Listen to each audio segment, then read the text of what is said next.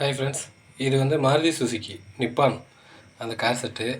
இது வந்து நம்ம வீட்டுக்கு எப்படி யூஸ் பண்ணுறது அப்படிங்கிறத பற்றி பார்க்கலாம். இதோட கனெக்ஷன் டீட்டெயில் இது பாருங்கள். மாடல் நம்பரு நிப்பானு, மாடல் நம்பரு எல்லாம் பார்த்துங்க. இதோட கனெக்ஷன் டீட்டெயில் பார்த்துங்க. பேக் சைடு இந்த சைடு ஃபஸ்ட்டு பின்னு இது வந்து பாசிட்டிவ் வோல்டேஜ், அதுக்கு உள்ள கீழே உள்ள 2 பின்னுமே மைனஸு. இது வந்து ப்ளஸ்ஸு, அது மைனஸு. இந்த சைடு கடைசியிலேருந்து 2வது பின் பார்த்திங்கன்னா ரிமோட் வோல்டேஜ். அதுக்கப்புறம் அதுக்கு பக்கத்தில் உள்ள மேலே உள்ள 2 பின்னு, கீழே உள்ள 2 பின்னும் கீ பின்னு, அதாவது நம்ம ஸ்டேரிங்கில் வரக்கூடிய கீ பின்னு. அதுலேருந்து 1 2 3 4 பின்னுமே 4 அவுட்டு, ஸ்பீக்கர் அவுட் பின்னு. இது வந்து பார்த்திங்கன்னா நம்ம யூஎஸ்பி போர்ட்டு பின்னு. இதெல்லாம் ஆக்ஸ் லைனு, இதெல்லாம் வந்து ஸ்டேரிங் அதுக்குள்ளது, அந்த தேவையில்லை நமக்கு. அதுக்கப்புறம் இது வந்து ஆண்டனா, எஃப்எம் ஆண்டனா லைனு. இதை வந்து நம்ம எப்படின்னு இப்போ பேட்டரியில் கனெக்ஷன் கொடுத்து செக் பண்ணி பார்ப்போம். இதுக்கப்புறம் இது சும்மா டெஸ்ட்டுக்காக சால்ட்ரிங் பண்ணியிருக்கேன். அதுக்கப்புறம் நம்ம ப்ராப்பராக ஸ்லீவ் போட்டு எல்லா ஒயரையுமே சால்ட்ரிங் பண்ணி எடுக்கணும்.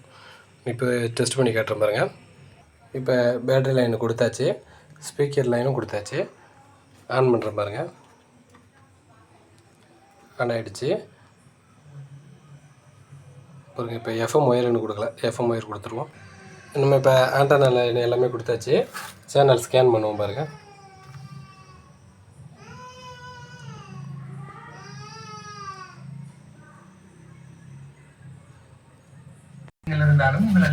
இப்போ நம்ம சேனல் ஸ்கேன் பண்ணி 100.3 வச்சாச்சு. எஃப்எம் ஓடிட்டு இருக்கு.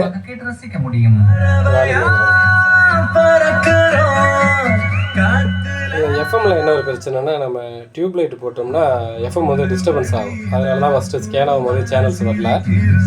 லைட்டு போடுறோம், எப்படி டிஸ்டர்பன்ஸ் ஆகுது பாருங்கள்.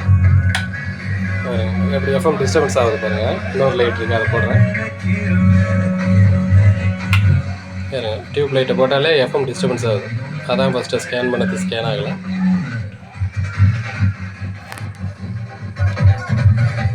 Okay friends, thank you friends.